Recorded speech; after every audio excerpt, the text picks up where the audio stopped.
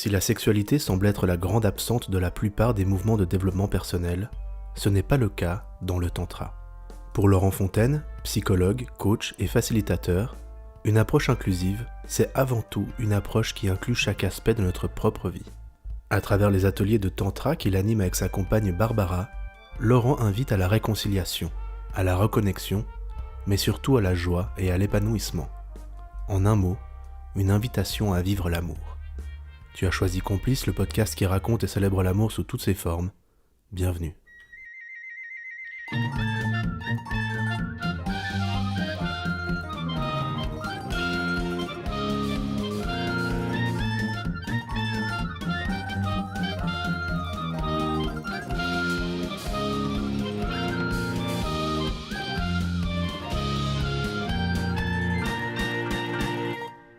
Salut à toi, bienvenue dans ce nouvel épisode de Complice, le podcast qui raconte et célèbre l'amour sous toutes ses formes. J'espère que tu vas bien. Comme tu as pu l'entendre dans l'intro, aujourd'hui encore je suis en très bonne compagnie puisque je suis avec Laurent. Avant de l'accueillir et de démarrer cette interview, je t'invite, si ce n'est pas encore fait et que tu as envie de me soutenir, moi et mon émission, à t'abonner et à laisser un commentaire positif sur ta plateforme d'écoute préférée. C'est toujours un plaisir de lire tes précieux retours et ça aide vraiment au développement et à l'évolution de cette émission. Sans plus de transition, place à l'interview. Laurent, bienvenue. Merci, bonjour à toi. Merci d'avoir accepté mon invitation sur le podcast Complice. Et aujourd'hui, on va évoquer plein de choses très intéressantes, mais comme d'habitude, mon petit rituel, c'est l'elevator pitch. Donc je vais te proposer de te présenter de la manière que tu souhaites, en environ 30 secondes. Je suis souriant, voilà. Alors ça se voit pas là, mais j'ai un grand sourire. D'abord, je suis très content que tu m'aies invité pour ce podcast. Je suis un résilient, comme beaucoup d'entre nous du reste. Je suis un homme, et je dirais aujourd'hui heureux d'être un homme, ce qui n'a pas été le cas pendant pas mal de temps. Et le tantra y a contribué grandement, puisque ce sera un peu notre sujet de discussion. Effectivement, aujourd'hui, on va parler de tantra. Tu vas pouvoir nous expliquer un petit peu ce que c'est un peu plus tard. Mais d'abord, j'aimerais te proposer de me dire, concrètement, qu'est-ce que tu fais dans la vie, comment ça se développe au quotidien. Tu as évoqué le tantra, qui est une partie, qui fait partie de ta vie de manière intégrante. Qu'est-ce que tu fais d'autre? Qu'est-ce que c'est ton quotidien? Quelle est ta mission, si je puis dire? Quelle est ma mission, si je savais. Disons qu'en tout cas, je me retrouve dans des postures d'accompagnateur. Et probablement, comme disait Adler, qui était un disciple de Freud, on se développe là où on n'est pas bon. Comme Mark Spitz était asthmatique, par exemple, le grand champion de natation. Je pense que j'étais un pas très bon accompagnateur de moi-même, pour commencer. Et aujourd'hui, en tout cas, comme coach, comme formateur, comme facilitateur, animateur de tantra aussi, j'accompagne. Voilà. Et je pense que j'accompagne à permettre aux personnes de se relier. Ok. Tu accompagnes les personnes pour les aider à se relier? Pour les aider à se relier, ça c'est pour le tantra, ou pour mieux communiquer, ou pour mieux travailler ensemble, enfin tout ce qui est de l'ordre de la co-construction, si je peux dire. D'accord, donc ça se matérialise sous plein de casquettes différentes. Donc il y a le coaching, il y a l'accompagnement, il y a, donc tu disais, la facilitation aussi. C'est ça. Il y a un aspect peut-être plus professionnel aussi dans l'accompagnement, enfin l'accompagnement de professionnels, et l'aspect tantra où c'est peut-être plus des particuliers. Alors oui, c'est une nouvelle pratique qu'on a engagée depuis 1 an. Et puis, oui, c'est notre manière, c'est notre manière d'aborder son public, de communiquer sur le tantra, de faire connaître les ateliers. Donc, il y a toute une logique qui est un peu différente. Ouais. Ouais, je vois. Et donc, du coup, la question suivante, elle va être un petit peu double. La question, c'est la vision. Pourquoi est-ce que c'est important pour toi et pour le monde qui t'entoure? Et je vais te proposer d'y répondre 2 fois peut-être. Une fois pour le métier d'accompagnateur au général et plus particulièrement pour le tantra qui est notre sujet du jour. Pourquoi c'est important? Bon, je pense que voilà, on accompagne les autres, on aide les autres parce qu'on cherche à s'aider soi-même. C'est un peu la chose importante. Donc, ce faisant, ce qui est important, c'est la paix, c'est la réconciliation, c'est des choses comme ça. c'est pouvoir intégrer les différentes facettes de nous. Parce que le conflit est dehors, le conflit est dedans. Freud l'avait montré, je suis pas psychanalytique du tout, hein, mais il l'avait montré qu'il y avait quand même ces questions de conflit. Donc il y a un endroit de moi où ce que j'aime, c'est quand les gens rient, quand les gens travaillent ensemble avec plaisir, quand les différentes facettes se réconcilient. C'est ça c'est ça que j'ai envie de dire. La réconciliation des différentes facettes. Et c'est quelque chose que tu appliques aussi au tantra, ou c'est pour l'accompagnement en général, ça? Alors c'est pour l'accompagnement en général, mais oui, alors je ne l'applique pas au tantra, c'est le tantra qui l'applique à moi, si tu veux. Je vois. Ok. C'est-à-dire que si on peut aller sur ce terrain-là, j'ai commencé à faire du développement personnel il y a 30 ans, thérapie psychocorporelle, je suis formé au psychodrame, j'ai fait de la PNL. Il y a beaucoup de choses qui ont permis de tisser des liens entre des facettes différentes, et le tantra, il est venu me réunifier complètement, je dirais, en intégrant en particulier la sexualité. C'est-à-dire faire du développement personnel, de l'évolution personnelle, c'est vraiment bon, il faut continuer à le faire. Sauf qu'à un moment, moi j'ai trouvé ça passionnant d'intégrer la sexualité en termes de pratique. Ouais. C'est ce que ça m'inspirait, ce que tu me disais, la notion de pratique, où finalement, quelque part, le tantra apporte peut-être une pratique de développement personnel régulière qui intègre aussi la dimension de la sexualité. Oui. Et du reste, c'est pour ça qu'on associe beaucoup le tantra à la sexualité, parce qu'au fond, la sexualité, c'est pas très joli ce que je vais dire, mais la sexualité, elle est un moyen de se connaître mieux. Elle est utilisée dans le tantra, mais pas que. Il y a bien sûr d'autres choses, mais si on parle beaucoup de la sexualité, c'est qu'en fait, il y a très peu de lieux, d'endroits et d'espaces pour explorer cela, en pratique, et pas juste avec des mots, ni avec des images.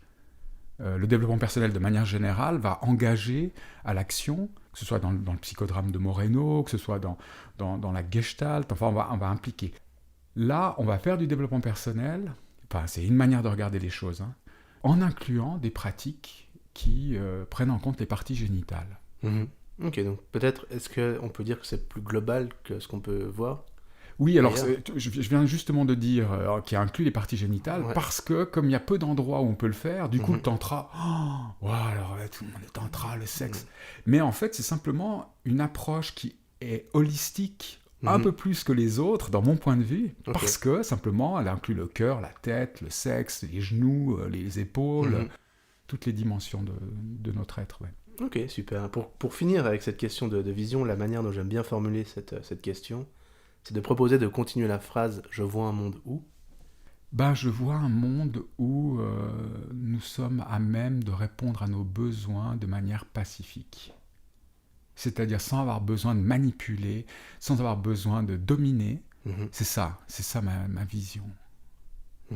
Donc si je suis capable de connaître mes besoins, y compris sexuels, mais y compris mes besoins de cœur, mes besoins affectifs, mes besoins intellectuels, et que je peux l'incarner dans la vie, en faire des demandes et réaliser qu'il y a des hommes et des femmes qui ont aussi des besoins et qu'on peut se rencontrer dans le consentement.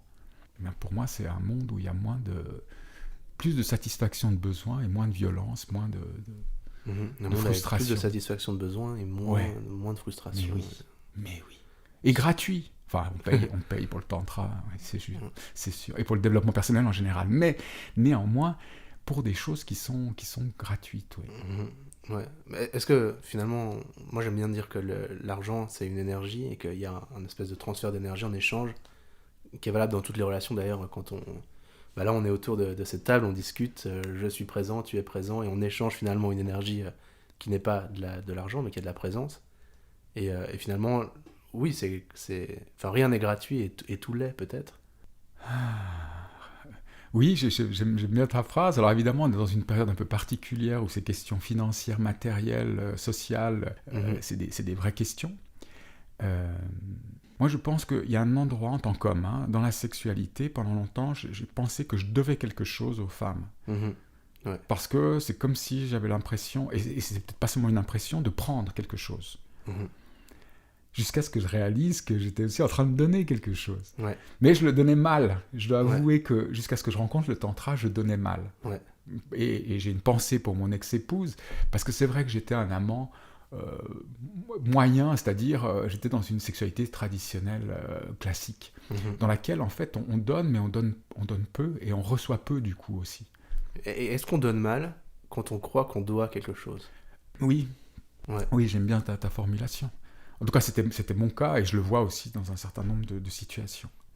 Or, au moment où on n'a plus à donner, et du reste en tantra, c'est intéressant que tu dises ça, parce qu'on fait des exercices. Un exercice pratique, par exemple, c'est de faire un exercice où, au fond, on propose à l'un des deux de toucher l'autre pour lui faire plaisir. Ça, c'est une première version. Puis la deuxième version, on demande à la personne de toucher l'autre en se faisant plaisir. Donc dans la première version, c'est je vais te masser pour ton bien, ou je vais te masser pour te faire plaisir, ou je vais te toucher.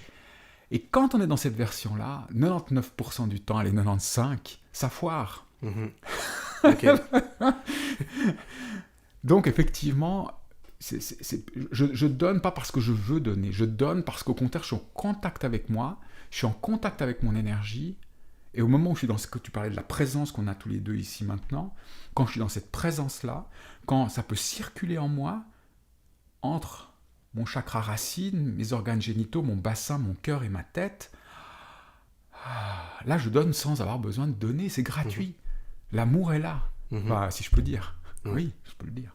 C'est bien le sujet du tantra aussi, on va venir peut-être dessus tout à l'heure. Tout à fait, parce qu'on arrive maintenant au sujet du jour, qui est effectivement le tantra. C'est vrai qu'on pour mettre un petit peu de contexte, on s'est rencontrés alors que je présentais mon activité à la Société romande de coaching, et j'ai évoqué cette dimension épanouissement sentimental et sexuel, et ça a ouvert notre discussion parce que tu m'as dit que tu animais ces ateliers de tantra, et donc du coup je me suis dit qu'il fallait absolument qu'on puisse se voir pour en parler, et encore plus qu'on puisse en faire un podcast pour partager tout ça avec toi qui nous écoute.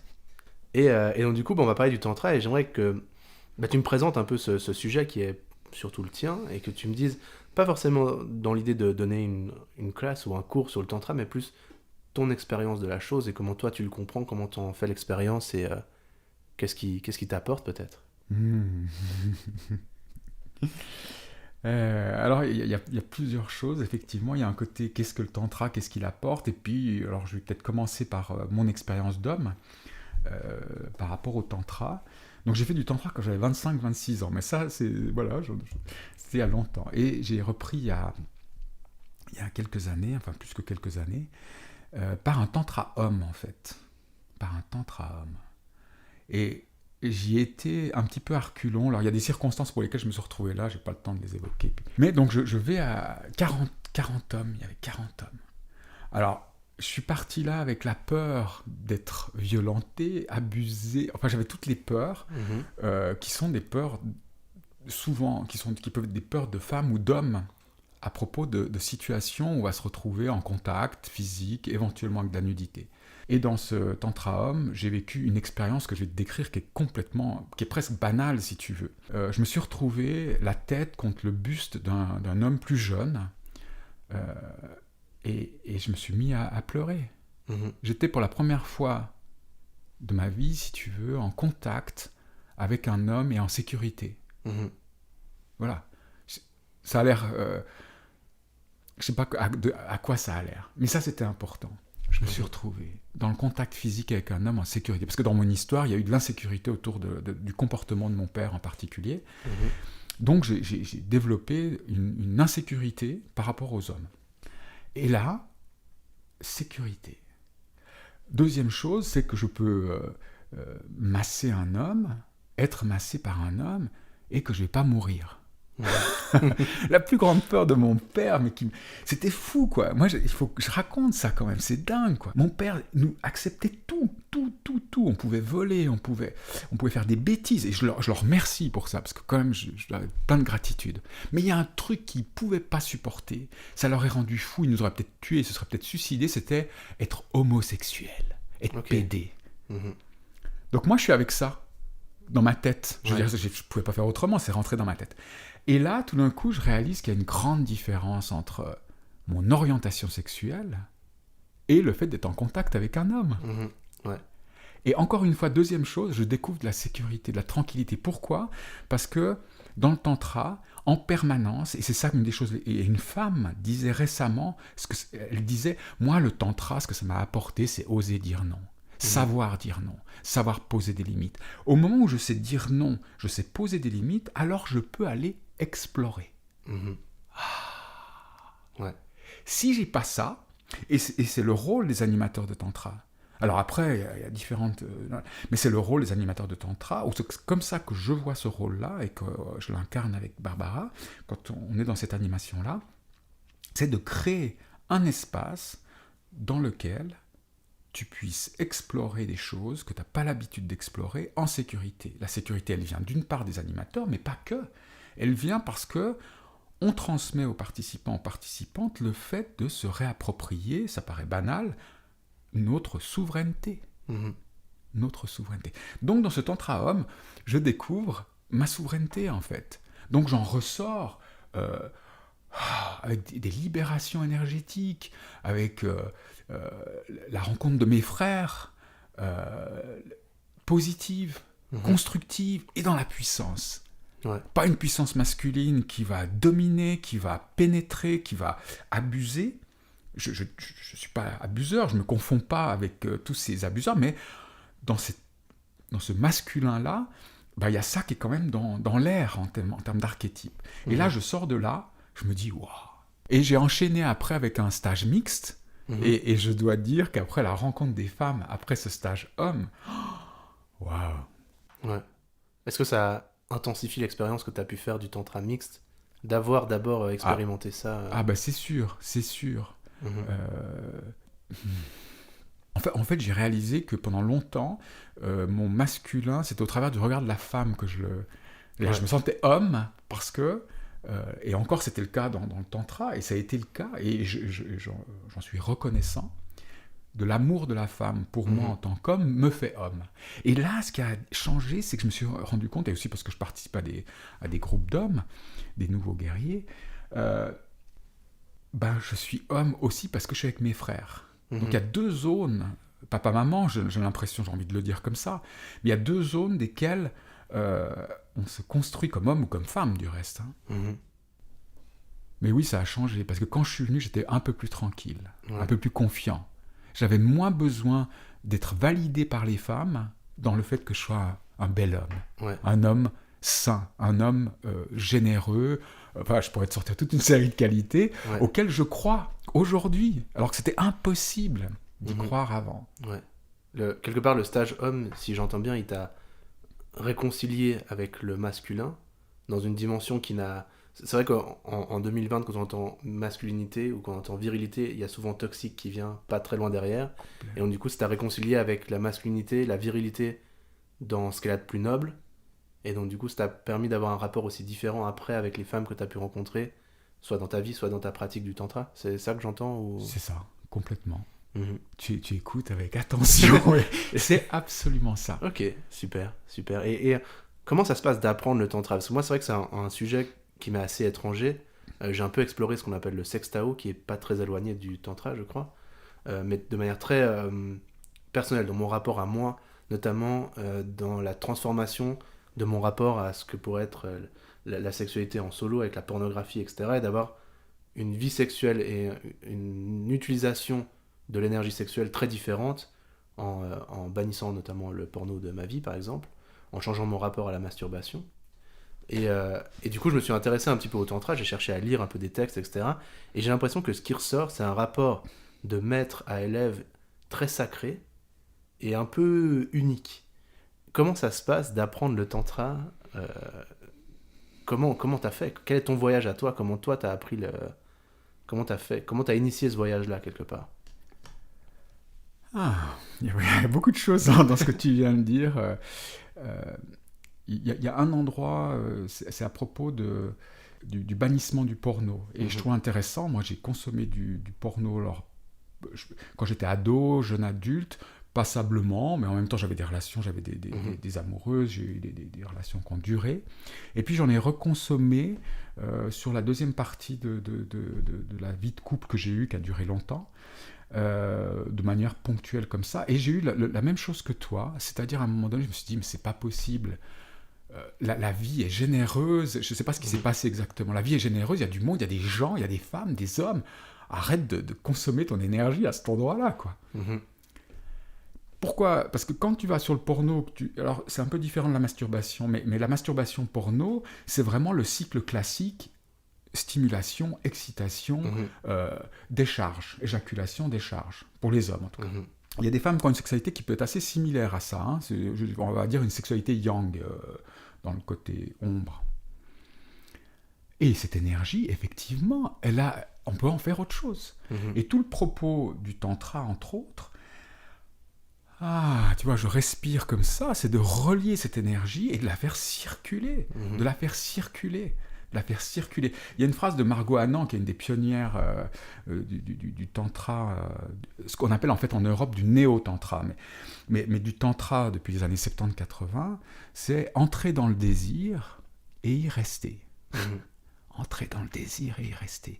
Ce qui fait qu'une des révolutions pour moi, entre autres du tantra, mais qui est assez banale, hein, mes excuses pour tout le monde, hein, mais c'est que on peut faire l'amour, on peut avoir une relation sexuelle épanouie.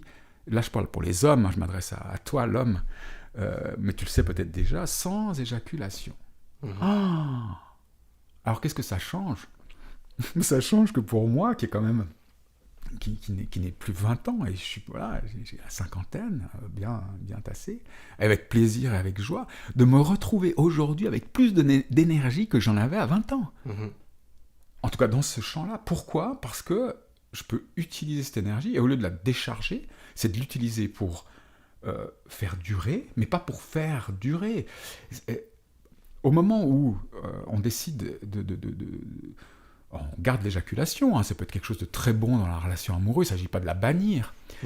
Mais au moment où je peux mettre en relation et ne plus avoir cet objectif-là, tout d'un coup, ça peut durer. C'est-à-dire que là, en tout cas, c'est ce qui m'est arrivé. Et donc, je peux faire l'amour pendant 1 heure, 2 heures, 3 heures, pas tous les jours, ou tous les jours, parce que je garde mon énergie, je la conserve. Je la conserve, je la fais diffuser dans le cœur. C'est surtout pour les hommes, quoi. C'est-à-dire que l'énergie qui est beaucoup sexuelle, beaucoup focalisée et sensuelle, beaucoup focalisée sur les organes sexuels, sur le vajra, on appelle le vajra le pénis en tantra, le diffuser dans le corps, et que le plaisir, il peut aller dans le ventre, dans les épaules, dans la tête.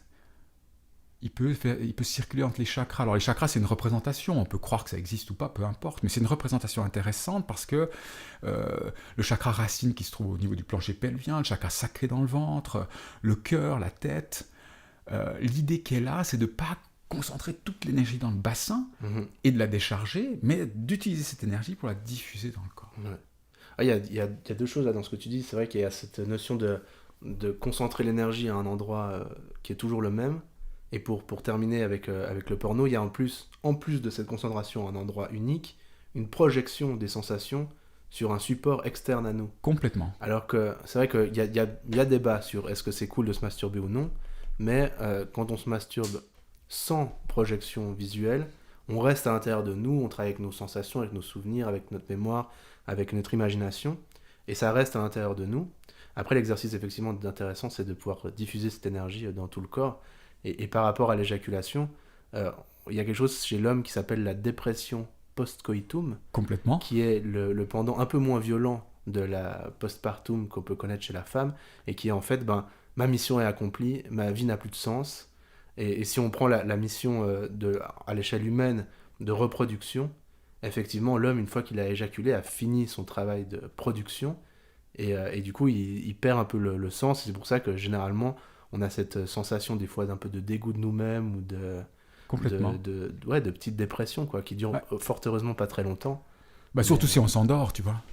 Ouais. Tout à fait. Tout à fait.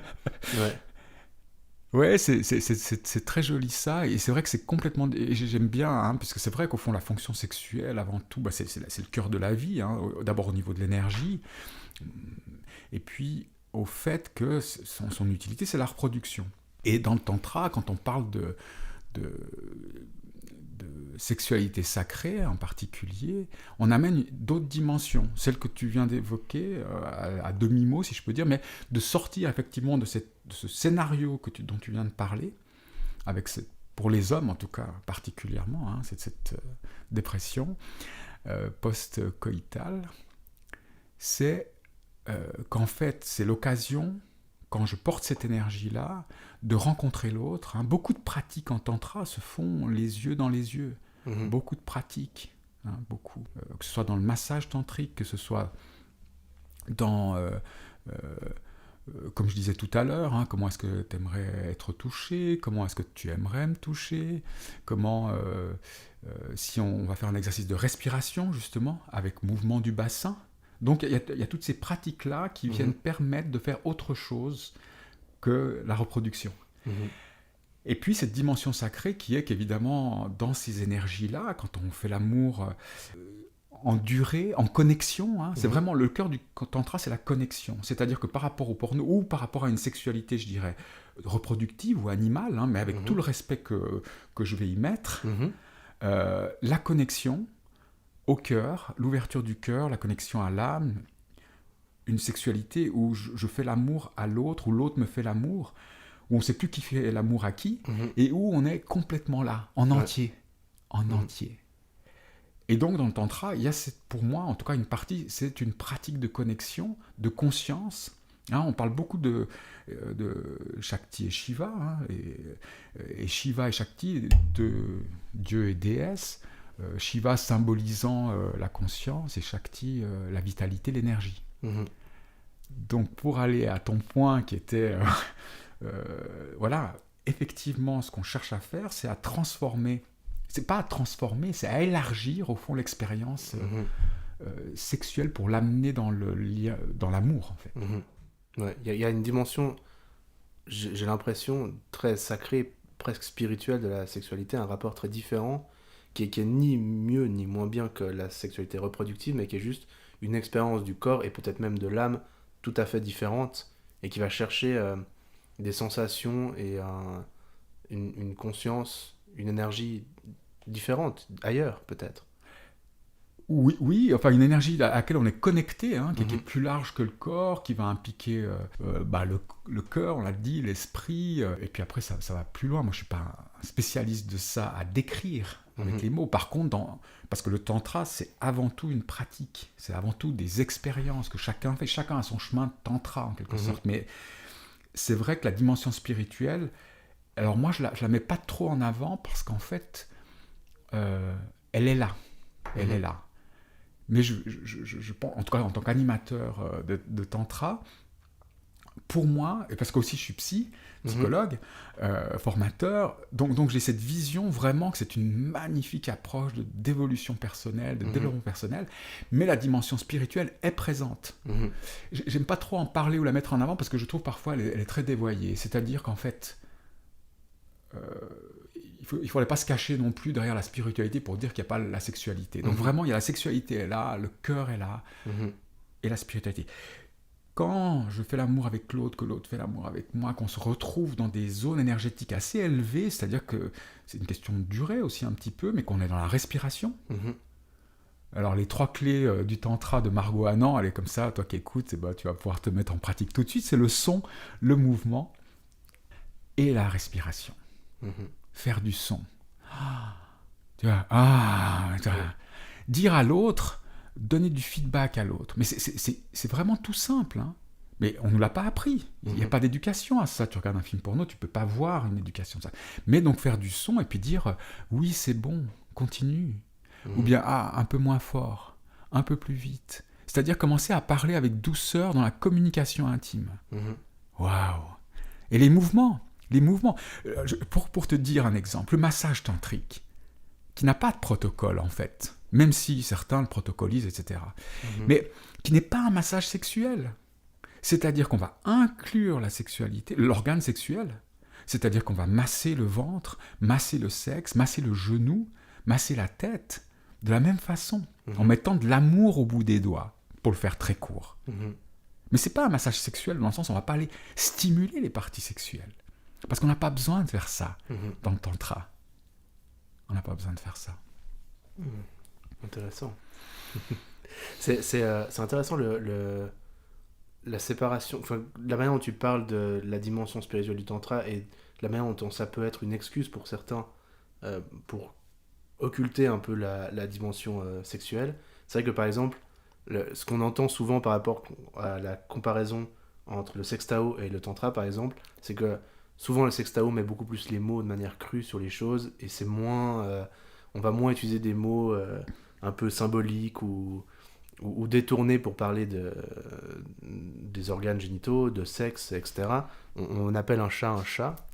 Et c'est vrai que j'ai l'impression qu'il y a un peu ça dans ce que tu me dis, de dire, bah ok, oui, la dimension spirituelle, elle est là, elle existe, elle fait partie intégrante de ces pratiques-là, mais c'est aussi de la sexualité, il faut appeler ça pour ce que c'est, quoi. Oui. Et alors, du coup, je vais mettre... je pense à ça parce que Mantak Chia, dans le Tao, a écrit ce livre qui s'appelle L'énergie sexuelle masculine, puis l'énergie sexuelle féminine, je crois que c'est lui qui l'a écrit aussi, je ne suis pas sûr là-dessus. Et effectivement, comme tu dis, il y a des mots crus, il y a des mots très directs, il y a beaucoup de techniques. Alors moi, je ne connais pas suffisamment le sextao, donc je ne peux pas m'avancer là-dessus. Ce qui se passe au niveau du tantra, c'est que il faut donc considérer cette approche spirituelle, et moi, c'est quand même ce qui m'intéresse, et ce qui m'a intéressé. C'est-à-dire d'amener en plus, d'amener avec la sexualité, une sexualité joyeuse, une sexualité guérie, une sexualité qui permette d'emmener l'énergie plus loin, plus large que le corps et de se retrouver dans des moments avec l'autre ou avec soi-même. C'est-à-dire, tout à l'heure, on parlait de masturbation. Mais toi et moi, on sait de quoi on parle.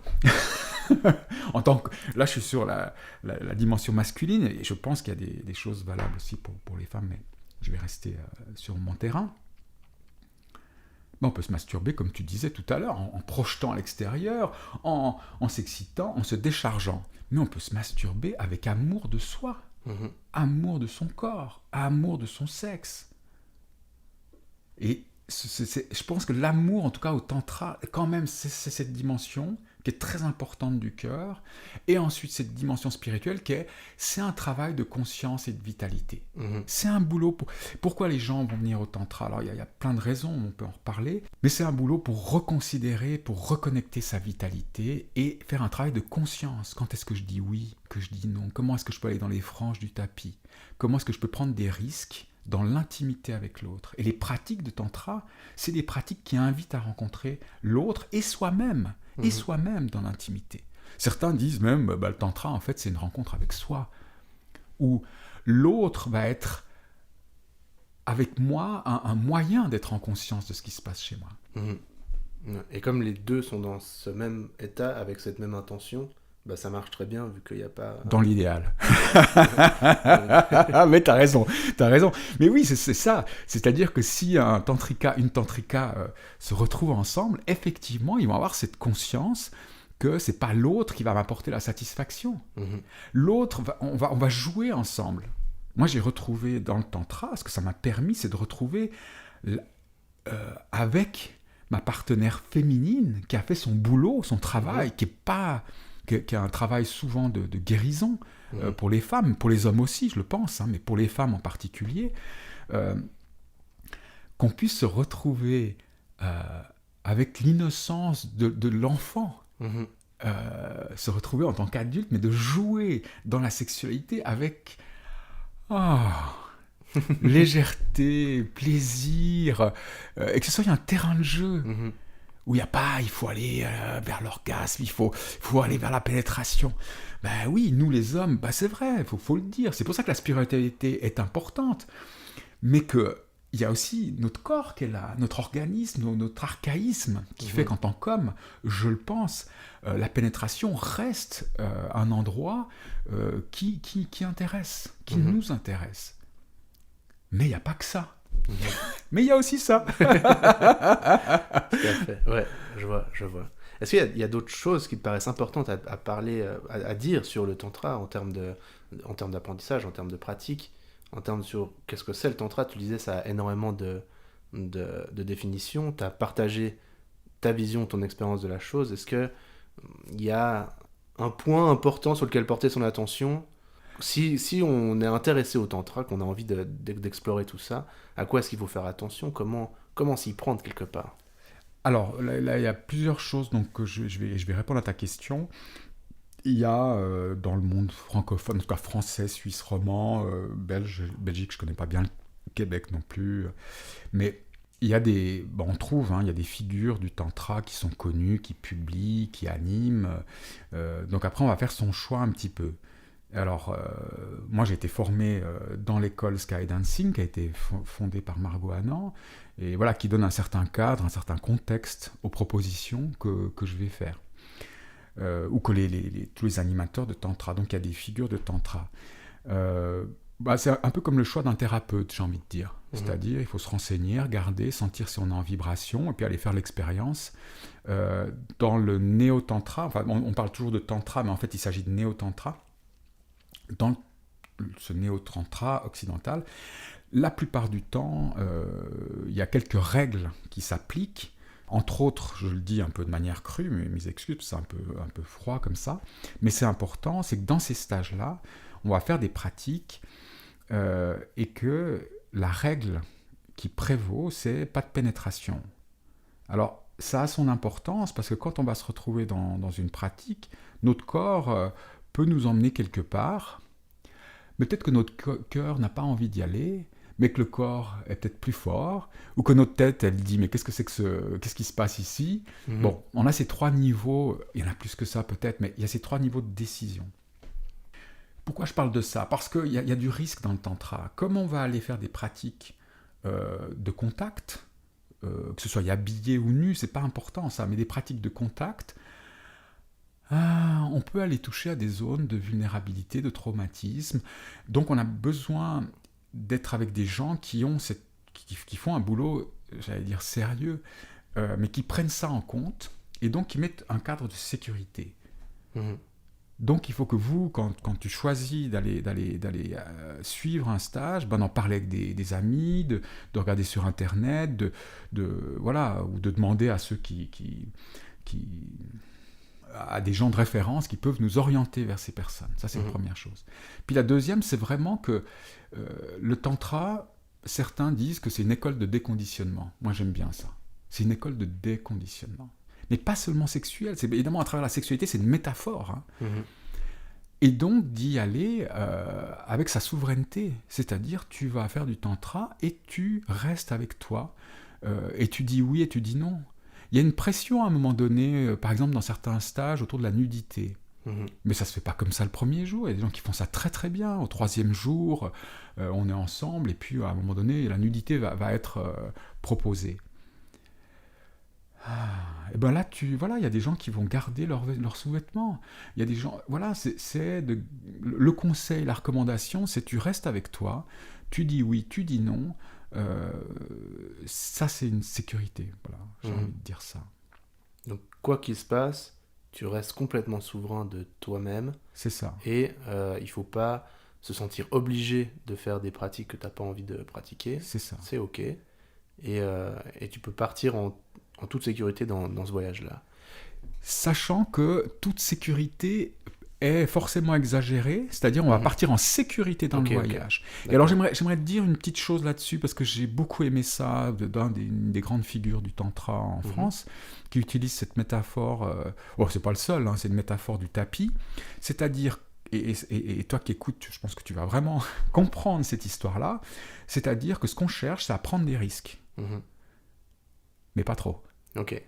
Donc en tantra, si tu prends trop de risques, comme même dans d'autres domaines, eh ben, tu risques de te refermer. C'est-à-dire que si ton organisme il sent qu'il est proche du trauma ou d'un risque trop élevé, au lieu de s'ouvrir et de faire une nouvelle découverte, eh ben, le trauma est réactivé, on a été trop loin, et mon organisme il va se remettre en fermeture. Okay. Et quel dommage. Ouais. Quel dommage. Donc il y a des gens qui vont dire, mais pour des trucs très simples, je peux te donner l'exemple d'un homme qui était dans un de nos ateliers.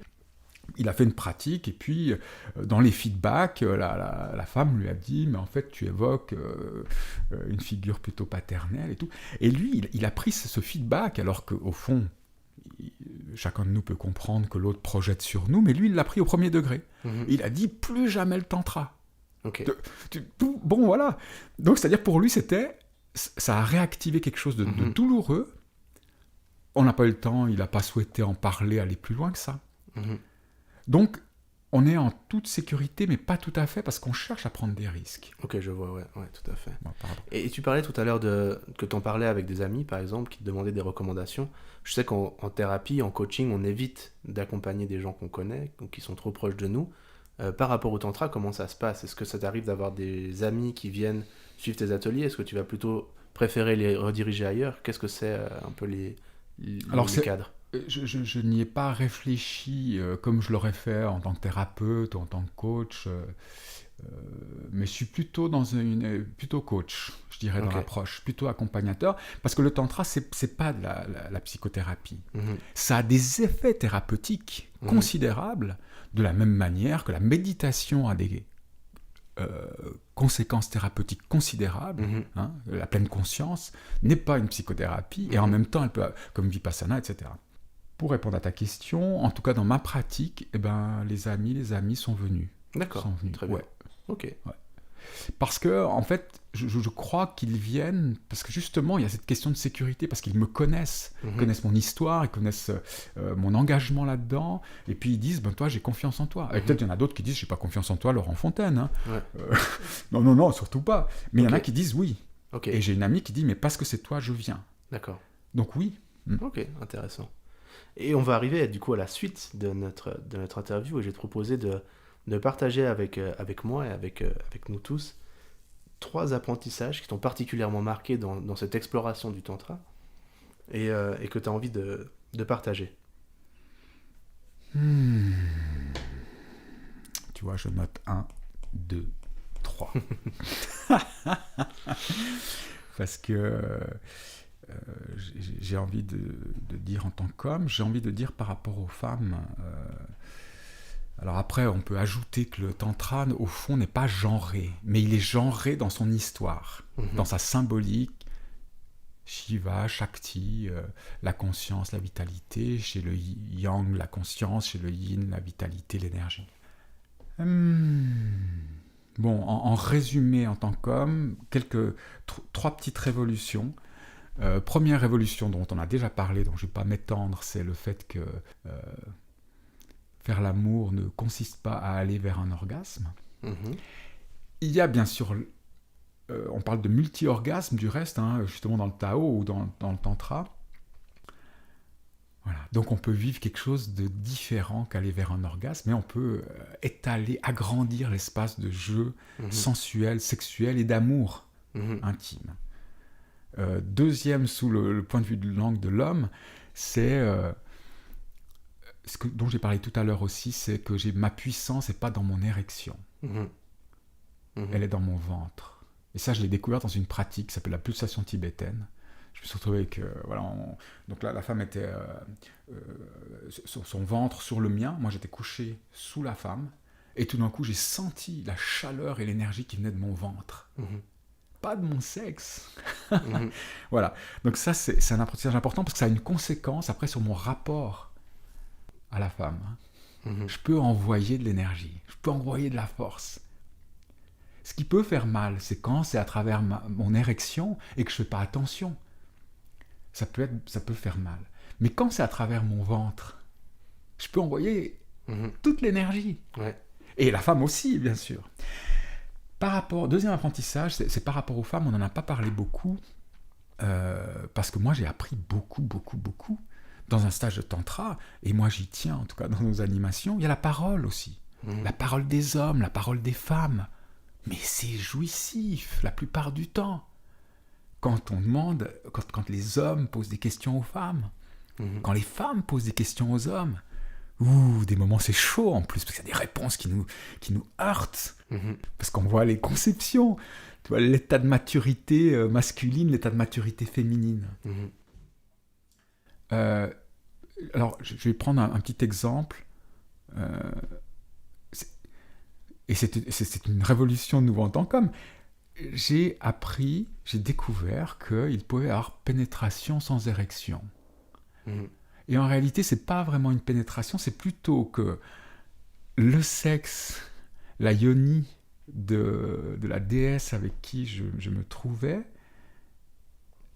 est venu me chercher. Hein, donc que le sexe féminin, alors je dis des banalités, hein, mes excuses pour les auditeurs, les auditrices, c'est évident, mais de l'expérimenter que le sexe féminin est vivant. Il est vivant, il est actif, il peut être fermé, ouvert, et donc moi je découvre ça, j'ai découvert ça à travers le tantra, et découvert que même donc ça pouvait aller jusqu'au fait que sexe masculin pas en érection, avec un sexe féminin qui s'ouvre, qui vient prendre, qui vient aspirer. C'est une expérience qui était révolutionnaire pour moi. C'est-à-dire, à un moment donné, je me suis dit, mais tu vois, en termes de conception, voilà. Et donc, un apprentissage autour du féminin, et du féminin chez moi aussi. Hein. Donc, la femme, dans son rythme, dans le consentement, dans le fait que ça peut dire oui, ça peut dire non, puis de commencer à observer, sentir ces changements-là. Quoi. Ça, c'est un apprentissage très important. Mais j'ai l'impression, dans ce que tu me dis, que tu as dit déjà plusieurs fois depuis le début qu'il y avait des choses qui te paraissaient évidentes et qu'il fallait s'en excuser auprès de gens qui pourraient nous écouter. Mais je pense que le savoir de manière intellectuelle et en faire l'expérience du corps, et qui plus est en pleine conscience, c'est deux choses qui sont très différentes. Et je pense que dans la sexualité qu'on a l'occasion de vivre entre notre fin de puberté ou notre début de puberté, en fonction de la précocité de chacun, jusqu'à notre vie d'adulte et notre sexualité plus ou moins épanouie, on n'est pas forcément amené à faire l'expérience de ça en pleine conscience, et je pense que c'est bien de le dire. Je pense que c'est important de pouvoir le rappeler sous cette forme-là. Ouais, c'est brillant, merci Enfin, brillant. Je veux dire, vraiment, c'est ce que tu viens de dire là, moi, ça me touche, tu vois, quasiment aux larmes, en fait. C'est-à-dire que c'est pour ça qu'on peut ne pas définir le tantra. On peut dire que c'est une expérience, c'est une pratique qui va cheminer pour chacun. Chacun va faire son chemin. Pour donner... et ce sera le troisième apprentissage, si tu veux, important, c'est que, et je prends deux extrêmes, les gens qui vont venir au tantra, soit il y a eu tellement de répression que la sexualité, elle est cantonnée en sous-main, sous-marin, pour les hommes, beaucoup vers le porno, les femmes aussi peut-être, mais ou dans la froideur. Et à l'autre bout, une sexualité très présente, qui peut aller jusqu'au libertinage, enfin, et donc on va venir au tantra pour essayer d'élargir, de transformer ça. Par la pratique, merci Mathieu. Par l'expérience, une expérience sécurisée, mais une vraie expérience. Et qui parfois, c'est pas la sexualité en elle-même, c'est de nouveau dire oui, dire non, sentir mon désir, ou sentir mon non-désir. Moi, j'ai fait de la danse, biodanza par exemple. J'ai mis 1 année et demie avant de réaliser que des fois, il y a des femmes qui viennent vers moi et que ça ne me convenait pas. Donc moi, homme, tellement en manque, tellement tu disais, mort de faim, donc dès qu'on me touche, waouh, c'est super, je danse, voilà, je suis content. J'ai mis 1 année et demie tout d'un coup à me dire, mais en fait, est-ce que moi j'ai envie d'être touché par cette personne, cette femme qui vient me toucher? Des fois, j'ai commencé à apprendre à dire non. Donc, l'expérience, la pratique. Super. On est déjà presque à 50 minutes d'enregistrement. On va gentiment terminer avec notre sujet du jour. Je vais te proposer quand même de me dire avant de terminer où est-ce qu'on peut te retrouver. Je mettrai de toute façon les liens en description, mais est-ce qu'il y a des réseaux sur lesquels on peut te trouver, un site ? Alors oui, il y a le site padlamtantra.ch, donc padlam, P-A-D-L-A-M, _tantra.ch, et puis il y a une page Facebook qui est surtout pour les événements. Alors évidemment que la situation actuelle, j'ai pas très envie de recommencer, on verra, des tantras sur Zoom, encore qu'il y ait des choses à faire. Voilà, donc là il y a les événements qu'on propose. On a proposé avec Barbara ces ateliers du samedi parce qu'on trouvait que c'est quelque chose qui manquait sur la région genevoise, et puis oui, ça a rencontré un écho en tout cas, enfin mis à part le Covid, oui, ce sera pour les archives, hein. Ça a trouvé un écho, oui. Ok, et pour terminer, du coup, j'aimerais te proposer de donner un mot de la fin. Peut-être une phrase ou quelques petites phrases qui pourrait contenir ce que tu as envie que les gens retiennent de ce qu'on a pu discuter. Qu'est-ce qui est vraiment important pour toi? Est-ce que tu as un message à faire passer aujourd'hui par rapport au tantra? Qu'est-ce que ce serait? Ouais, alors j'ai des grandes phrases. Alors je trouve, hein, tu sais, c'est des grandes phrases, tu dis non, je vais pas dire ça, si, je vais le dire. Moi, j'ai envie de dire que le tantra, c'est une manière de faire l'amour à la vie. C'est une manière d'être en vie. C'est une manière d'ouvrir les canaux sensoriels, de découvrir voilà, il y a la sexualité et il y a le cœur, la tête et il y a la vie. Ouais. Voilà. Ding. Et la vie, le cœur, faire l'amour à la vie. Ouais. Très belle manière de clore cet épisode. Merci d'être venu et merci d'avoir échangé avec moi, d'avoir partagé avec moi aujourd'hui. Et puis voilà. Et merci beaucoup à toi, hein. Comme je te le disais en préambule, en fait, ce qu'on vient de faire a une dimension tantrique dans mon esprit à moi, c'est-à-dire se rencontrer, parler vrai, ouvrir le cœur, avoir des émotions. Moi, je suis ému, en fait, parce que j'aime beaucoup ta manière j'aime ton écoute, j'aime la manière dont tu résumes, dont tu emmènes ça. Et merci beaucoup de m'avoir donné l'occasion de mettre en mots. Merci à toi, merci beaucoup. Et à toi qui nous écoutes, d'ici à notre prochain rendez-vous, je te souhaite un maximum de plaisir et d'amour. Ciao, ciao. L'amour, c'est cet oiseau qui me sourit. Je ne sais où il court, mais pourquoi il s'enfuit? L'amour, bah moi je crois que je suis pour. Ça fait des années que j'attends mon tour, mais je crois bien qu'on sait pas